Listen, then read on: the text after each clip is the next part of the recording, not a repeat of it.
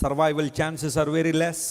ఎందుకోసం అంటే myocardial infarction అనేది massive heart attack, multiple blocks ఉన్నాయి లోపల.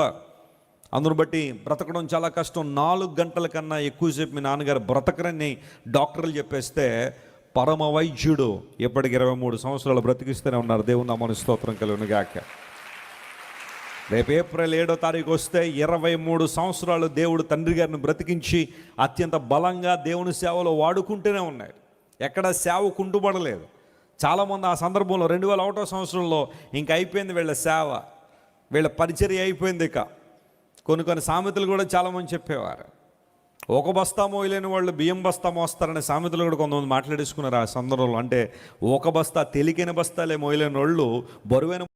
బహుశా మీలో చాలామంది నేను పరిచయం కాకపోవచ్చు, పరిచర్య ఎలా ఉండేదో నాకు తెలియదు, కానీ దేవుడు ఒక అద్భుతం చేయడం ద్వారా ఈ రోజున మా పరిచర్యలో ఒక యూటర్న్ దేవుడు ఇచ్చి అనేక మందికి ఆశీర్వాదకరంగా దేవునికరంగా ప్రభు చేశాడు.